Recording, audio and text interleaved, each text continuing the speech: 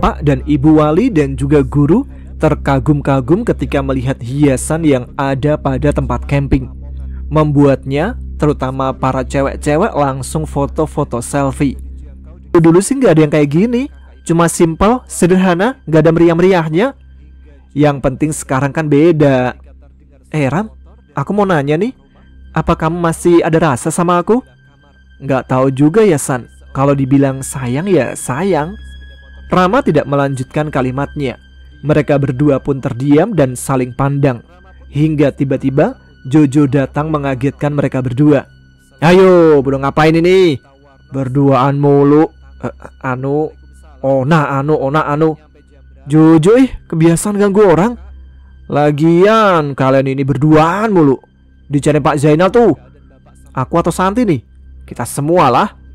Mereka pun menuju ke ruangan Pak Zainal. Saya tidak menyangka ya akan hal spesial tahun ini. Saya bangga pada kalian semua, terutama Rama. Iya Pak, makasih. Tanpa bantuan teman yang lain pasti nggak bisa sebagus ini Pak. Ya sudah, kalian semua bisa kembali dan melanjutkan kegiatan. Kegiatan pun dilanjutkan sampai malam hari. Sementara Rama dan anak yang ditunjuk menjadi panitia berjaga di tenda sekretariat.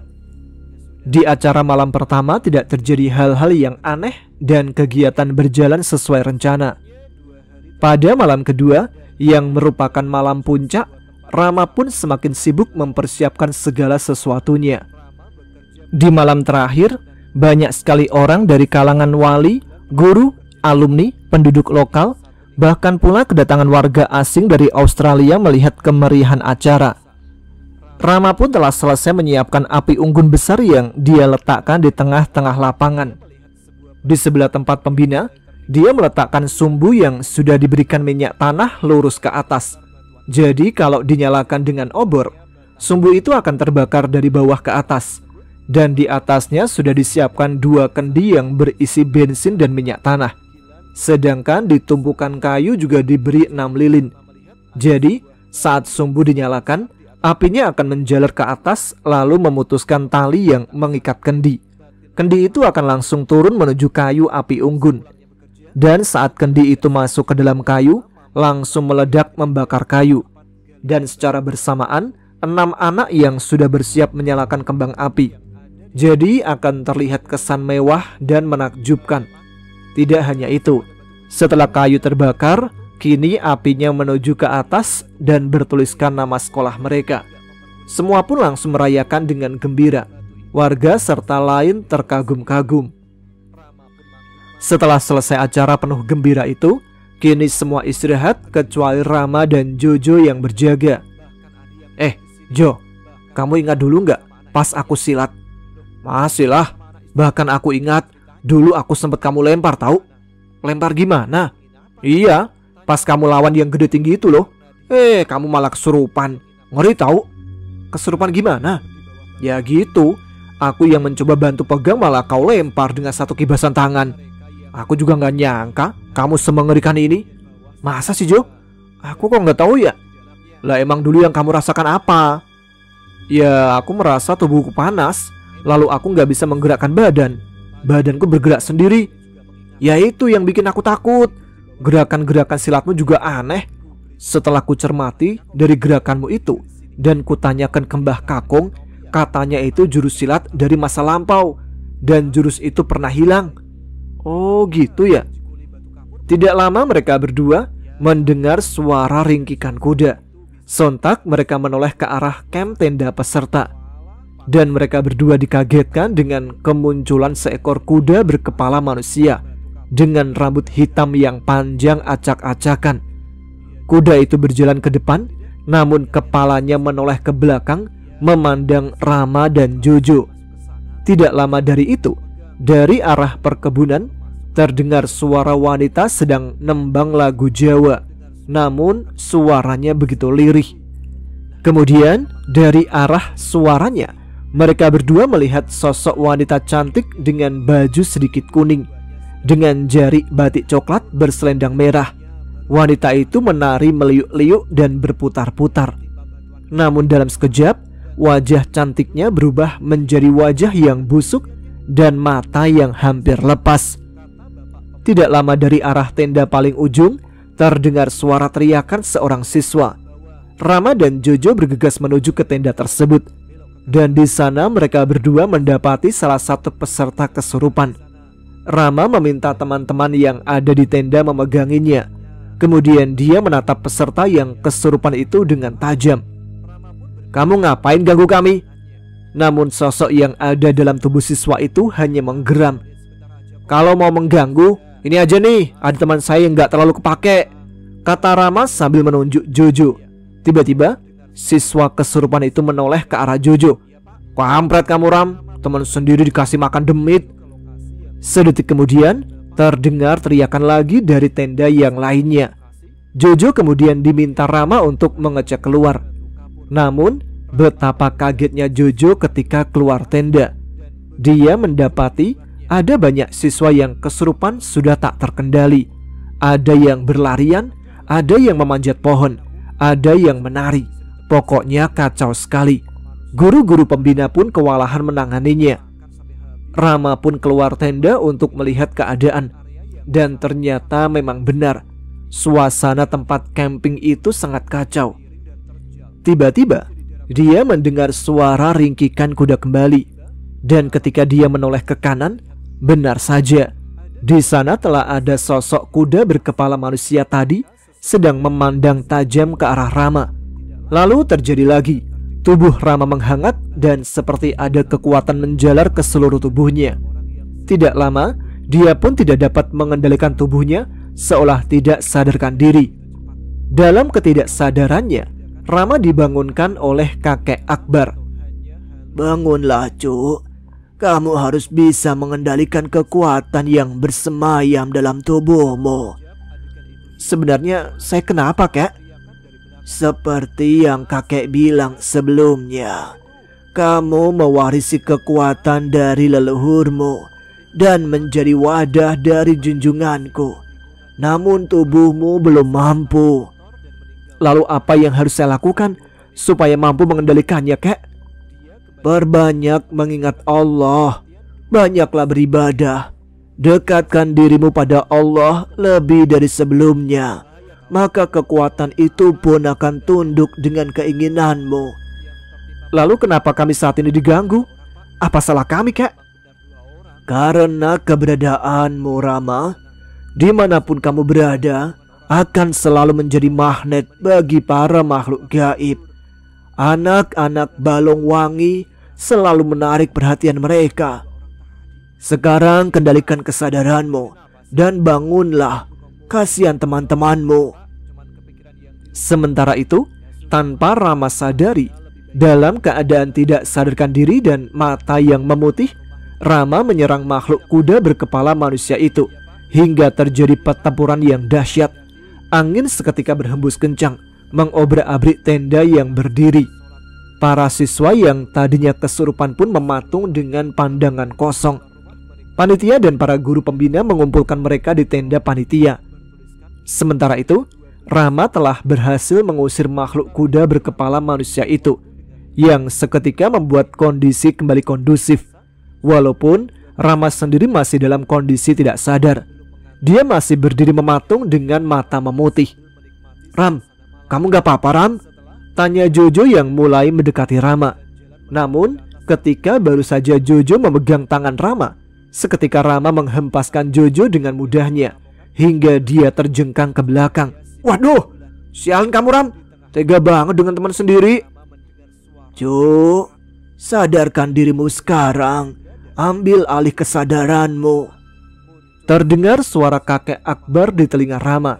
Dan tidak lama kemudian Rama pun kembali tersadar dan mendapati suasana sekelilingnya telah kacau balau. Dia menoleh ke samping dan melihat Jojo terduduk di tanah. "Jo, kamu ngapain duduk-duduk di situ? Bukannya bantuin yang lain kesurupan?" "Duduk-duduk matamu, kamu yang dorong aku sampai jatuh kok nggak ngerasa." "Iya gitu? Maaf deh, aku nggak tahu. Terus gimana yang lain? Udah pada sadar? Tuh, lagi dikumpulkan di tenda sekretariat sama pembina." Setelah kejadian mengerikan malam itu, Kondisi membaik dan para siswa kembali beristirahat hingga pagi. Dan pesta pramuka hari itu pun dibubarkan setelah apel pagi. 2 bulan setelahnya, Rama mendapatkan surat tentang penyelenggaraan jambore di kaki Gunung Wilis. Rama pun memilih 40 anak terbaik yang terdiri dari 20 anak laki-laki dan 20 anak perempuan. Dari 40 anak dibagi menjadi 4 regu, dengan masing-masing regu terdiri dari 10 anak yang dipegang oleh Rama, Jojo, Santi, dan Rini. Singkatnya, sebelum berangkat, Rama memberikan arahan-arahan dan bekal yang akan dilaksanakan di tempat jambore, yaitu di kaki Gunung Wilis. Setibanya di perkemahan Wilis, mereka pun melaksanakan kegiatan yang seru, mulai dari membuat yel-yel, pioneering, cerdas cermat, morse, dan lain-lain. Di malam pertama tidak ada kejadian janggal. Semua acara berjalan dengan lancar. Pada malam kedua, setelah pentas api unggun yang diselenggarakan dari kabupaten selesai, Rama ke tenda untuk mengecek anggotanya. Namun ternyata Botak, Kempon, Plolong, Pacul tidak ada di tendanya. "Mil, Botak, Pacul, Kempon, sama Pelolong di mana?" tanya Rama pada Azmil yang berada di tenda. "Katanya ke sungai, Kak." Mendengar itu, Rama bergegas menemui Jojo. "Jo, ayo ikut aku." "Kemana?" "Udah ikut aja." Setibanya di sungai yang ada di bawah, Rama mencari kesana kesini, namun tidak mendapati siapa-siapa. Mereka berdua pun semakin masuk ke dalam rimbunan pohon di sekitar sungai. "Ini sebenarnya mau kemana sih? Mau berak aja susah bener." "Berak matamu, aku sedang cari anak-anak." "Siapa?" "Botak, Kempon, Pelolong, sama Pacul. Mereka nggak ada di tenda." "Waduh, ayo cari." Ram, kayaknya kita dikerjain deh." "Kerjaan siapa? Coba aja kamu rasakan." Rama lalu memejamkan mata. Dan benar, dia mulai merasakan hal negatif. "Benar Jo, aku merasakannya." Tidak lama kemudian, Rama mendengar suara nenek-nenek tertawa. Akhirnya kamu kesini juga. "Siapa itu?" Mereka berdua langsung memasang kuda-kuda dengan saling membelakangi untuk menghindari serangan dadakan dari berbagai arah.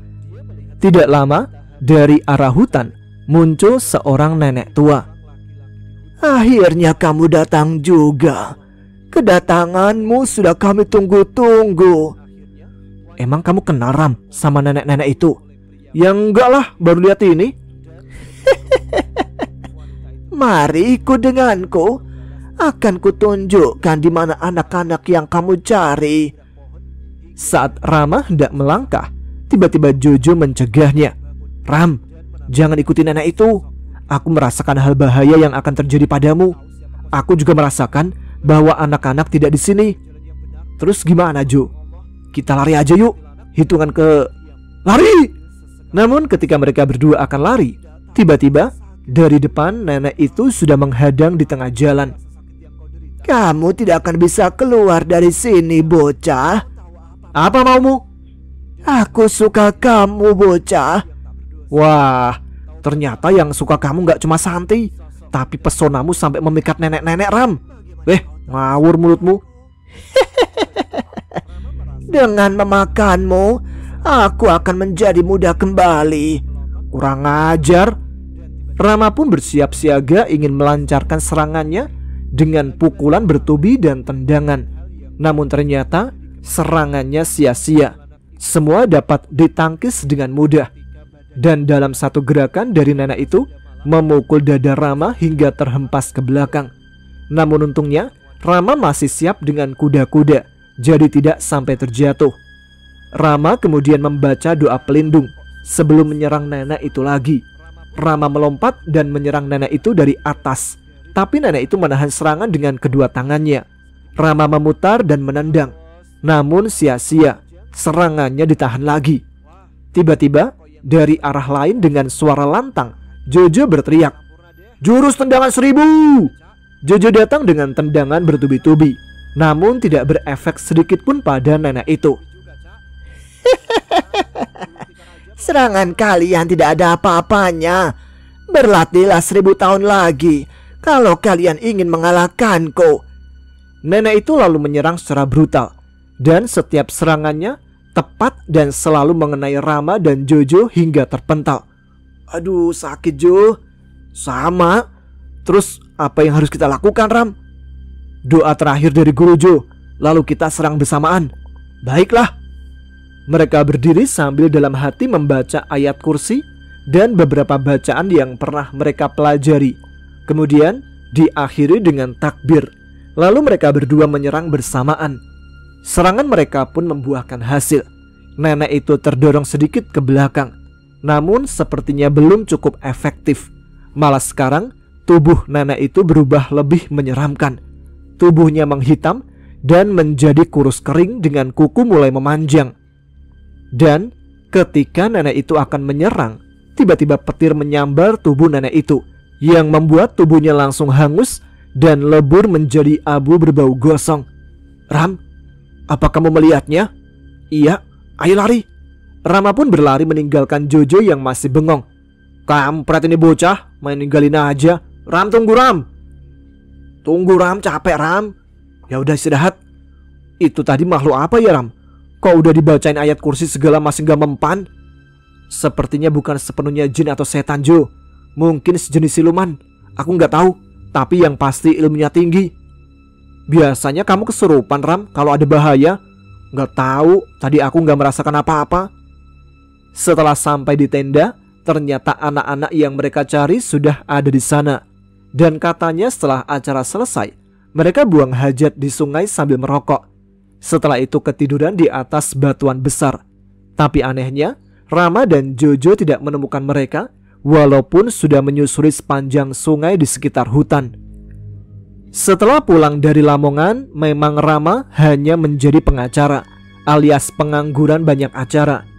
Dan sesuai janjinya, setiap 2 minggu sekali dia pergi ke Lamongan untuk bertemu Dian di sela-sela kegiatannya sebagai pembina pramuka. Karena sudah jenuh dan terdesak ekonomi, Rama mulai merintis usaha perkebunan.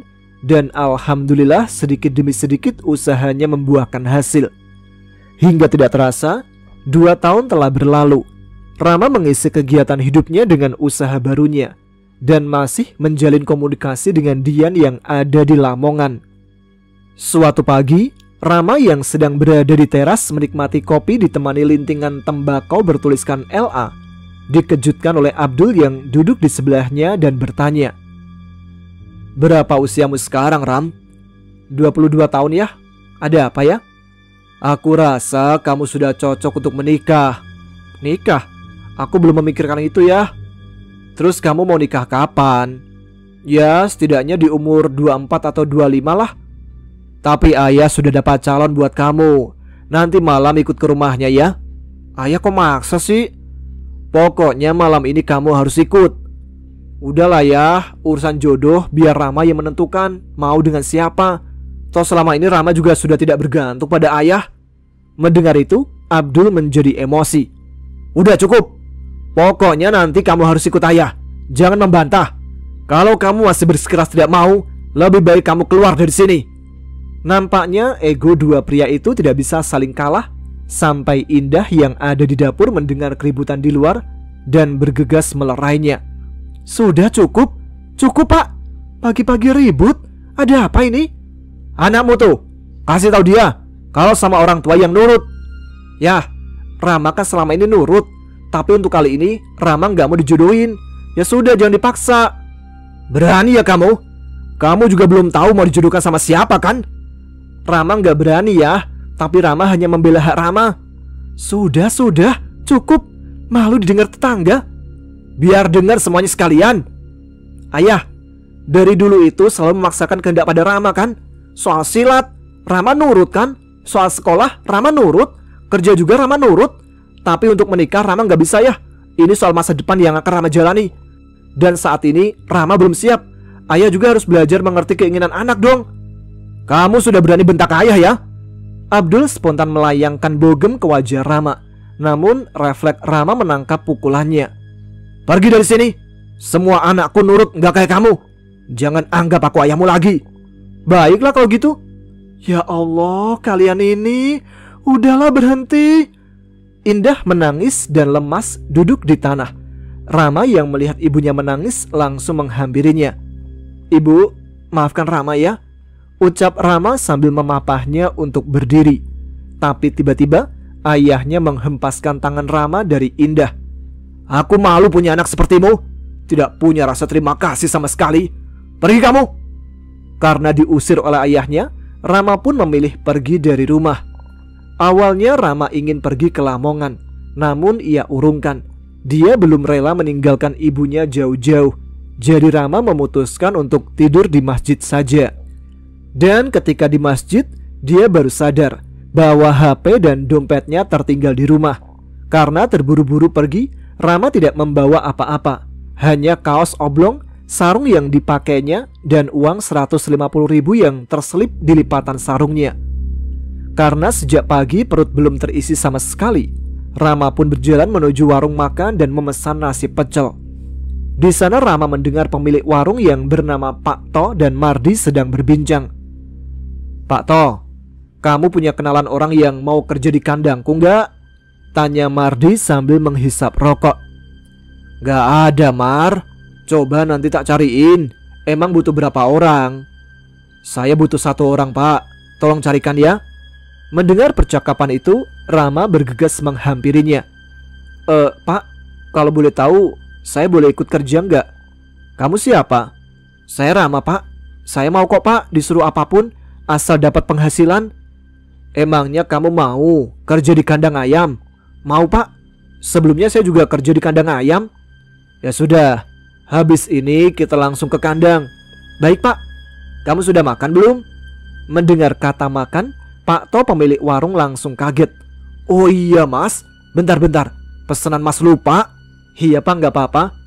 Selesaiin dulu makannya, nanti biar aku bayar," kata Mardi sambil mengeluarkan uang 100 ribuan. "Pak To, ini uang pesananku sekalian pesanan anak ini ya." Setelah selesai makan, Rama dan Mardi berboncengan sepeda motor menuju ke kandang ayam yang lokasinya berada di Kertosono. Di perjalanan, Rama sangat bingung karena lokasinya sangat jauh dari rumah warga masyarakat. Lokasinya melewati hamparan perkebunan-perkebunan jagung, padi, tebu, dan lain-lain. Pokoknya tempatnya sangat jauh dari warga. Pak, apa kandangnya masih jauh ya?" "Iya, bentar lagi sampai." "Kenapa? Heran ya?" "Iya Pak, kok tidak ada rumah penduduk sama sekali?" "Ya namanya juga kandang ayam, ya harus jauh dari pemukiman." Sampai akhirnya mereka berdua sampai di sebuah tempat di mana kandang ayam itu berada. Pak, boleh tanya?" "Iya, tanya apa?" "Di sini apa cuma ada 4 kandang?" "Iya, cuma 4, tapi yang beroperasi cuma 2 kandang, milikku sama punyanya Pak Minto." "Oh, Pak Minto yang punya kandang itu ya Pak?" "Iya, ayo masuk," kata Mardi sambil membuka pintu. Dari awal masuk, Rama sudah merasakan hal yang tidak wajar. Hawanya pengap, terasa sesak. "Loh, kok bengong?" "Iya Pak," jawab Rama sambil melangkah masuk. Di dalam ada sebuah ruangan kecil yang biasa digunakan untuk tidur.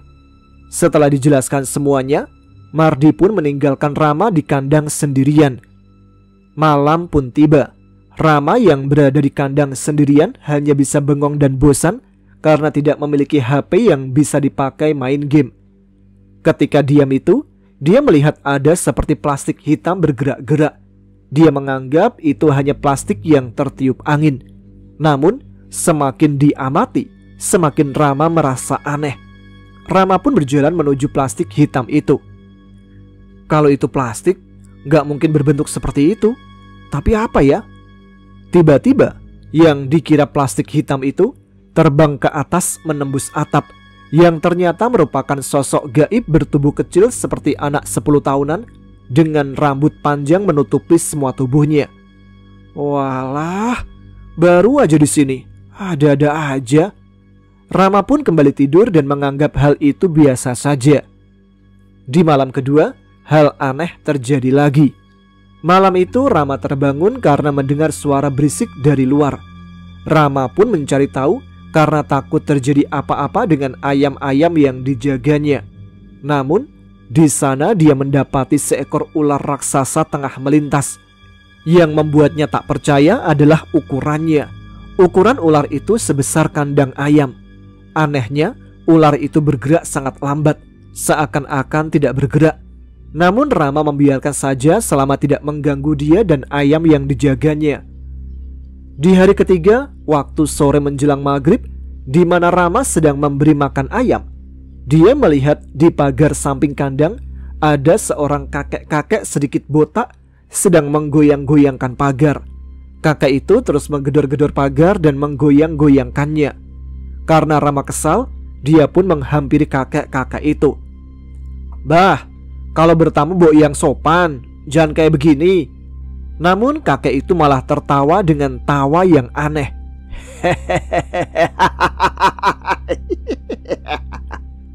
Perlahan dia mulai naik, dan naik. Ternyata baru Rama sadari kalau kakek itu tidak memiliki kaki. Tubuhnya sebatas pusar, sedangkan bagian bawahnya hilang.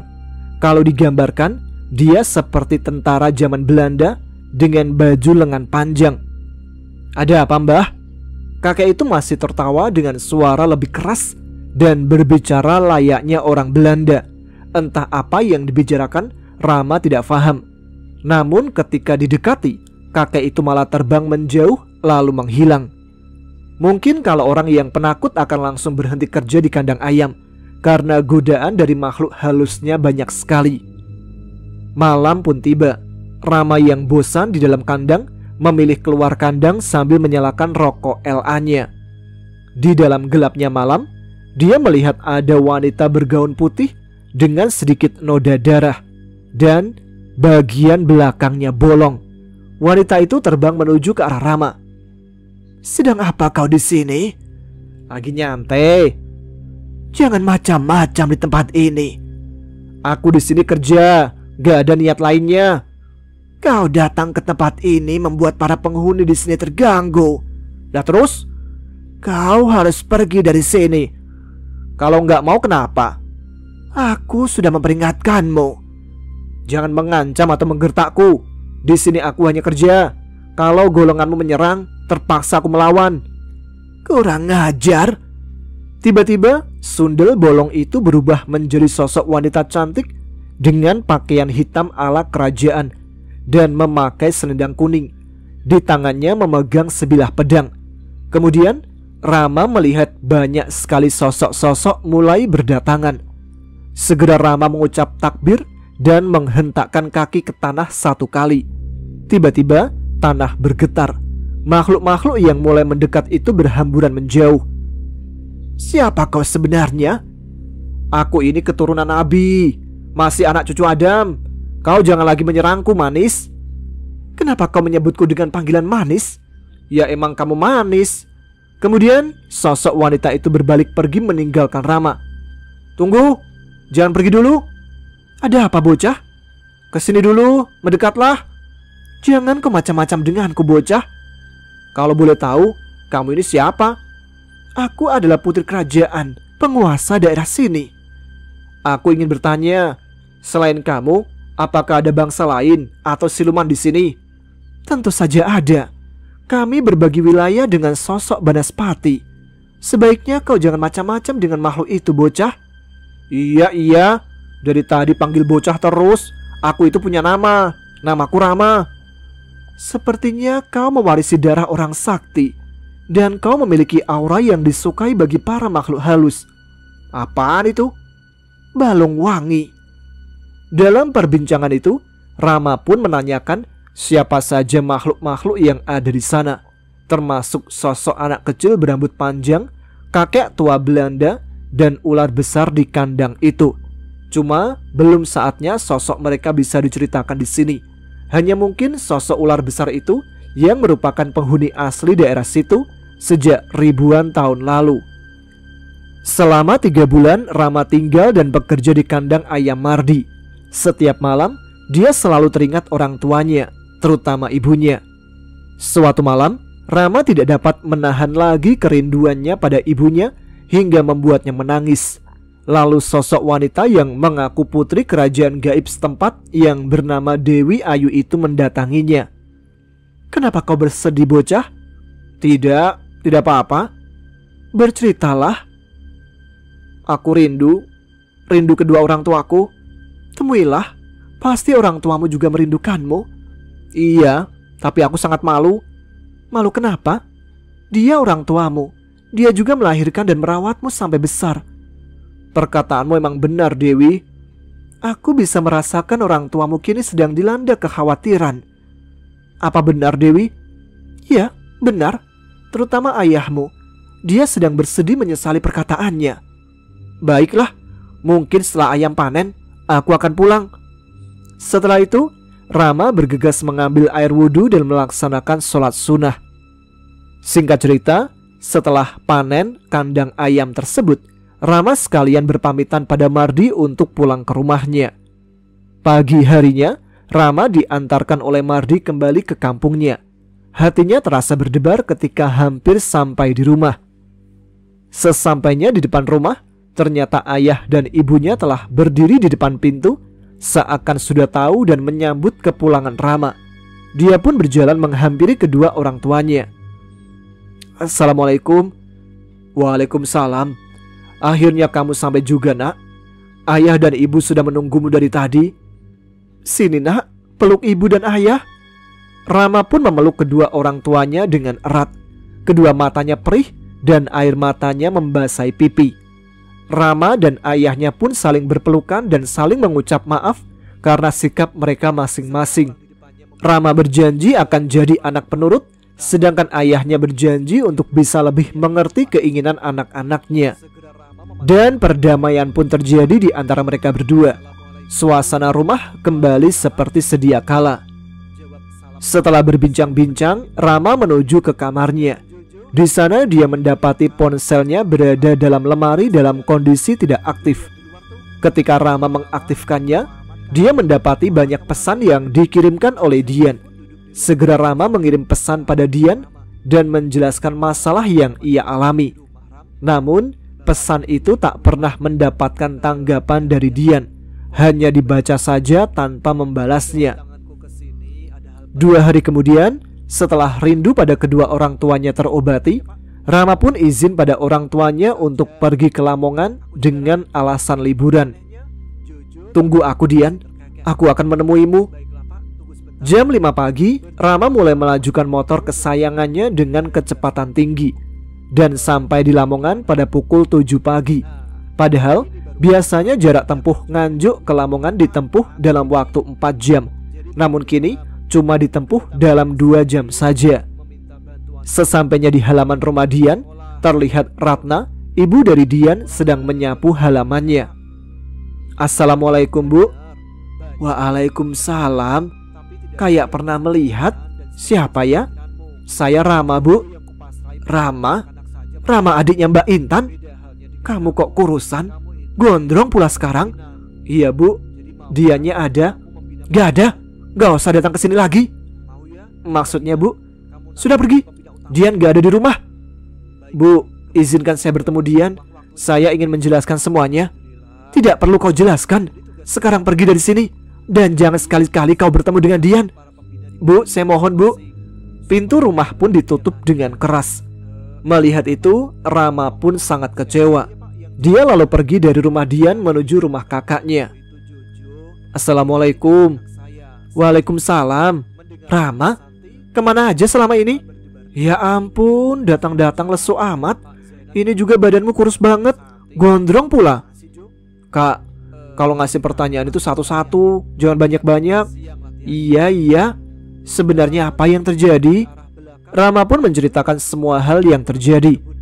"Ya Allah, ayah itu benar-benar kelewatan ya. Zaman sekarang main jodoh-jodohkan kayak zaman Siti Nurbaya." "Ya gitulah. Tapi dari itulah aku tahu bahwa ayah sangat sayang kepadaku." "Kemarin pas kamu hilang tanpa kabar, 1 bulannya Dian kesini bertujuan menanyakan keadaanmu. Ya aku jawab kalau kamu hilang, kabur dari rumah. Terus dia juga kesini tiap minggu sekali, juga menanyakan hal sama. Tapi kamu jangan marah ya." Marah kenapa kak? Ibunya Dian melarang bertemu denganmu. Lah emang kenapa kak? Dengerin dulu ceritaku. Biasaan, belum selesai bicara udah dipotong. Iya aku dengerin. Iya, dengar ibunya mau menjodohkan Dian dengan laki-laki lain. Apa? Ini gak bisa dibiarin. Aku akan ke rumahnya sekarang juga. Kamu jangan gegabah dulu. Aku gak rela kak kalau Dian dimiliki laki-laki lain selain aku kak. Kakak tahu sendiri kan, aku dan Dian itu saling mencintai. Iya kakak mengerti. Dengarkan kakak dulu. Dian juga sudah merelakan jika kamu bersama wanita lain. Enggak kak, aku gak mau. Cukup Dian yang kucintai. Angel. Lebih baik kamu ikhlaskan saja. Susah kalau orang tua udah kecewa. Di luar juga masih banyak wanita-wanita yang lebih sempurna dibandingkan Dian. Sesempurna apapun, cuma Dian kak yang membuatku nyaman. Angel. Udahlah, ikhlaskan aja Dian. Kalau sudah berjodoh juga pasti bakal ditemukan lagi. Bingung kak? Bingung kenapa? Sudah, jangan dipikirkan urusan jodoh biar Allah yang ngatur. Bukan cuma masalah itu kak. Masalahku kini makin bertubi-tubi. Bertubi-tubi gimana maksudnya? Setelah diusir ayah, usahaku turun drastis kak. Baru juga mulai dari awal, tambah masalah baru. Hilangnya Dian lagi. Dah, sudah, jangan banyak kau pikirkan. Urusan jodoh, rezeki dan maut biar Allah yang mengaturnya. Tinggal kamu atau kita menjalaninya saja. Perkataan kakak ada benarnya. Udah, kamu mandi dulu sana. Baumu amis. Sialan, amis emangnya ikan. Setelah dari Lamongan, Rama pun pasrah kalau hubungannya dan Dian sudah tidak dapat dilanjutkan. Walaupun sebelumnya dia meminta pada kakaknya kalau bertemu dengan ibunya Dian untuk menyampaikan permintaan maafnya. Karena ketika setiap kali Rama datang ke rumah Dian, mereka tidak mau menemuinya untuk sekedar Rama berpamitan dan minta maaf secara langsung. Waktu begitu cepat berlalu. Kini usia Rama sudah menginjak 24 tahun. Dan semenjak hubungannya dengan Dian kandas, Rama sudah mencoba menjalani dengan beberapa wanita sebagai gantinya. Namun, semuanya berakhir dalam waktu sekejap dan tidak lama. Karena rata-rata, wanita yang ditemuinya tidak ada kecocokan. Pikiran mereka hanya pacaran dan tidak mau diajak menikah. Dulu Rama yang belum siap menikah. Giliran sudah ingin menikah malah susah dapat pasangan. Ada yang bilang itu karena ada dua sosok wanita gaib yang selalu menemaninya. Siapa mereka? Baik, sampai di sini dulu cerita dari Rama. Kisah percintaannya malah ikut terpengaruh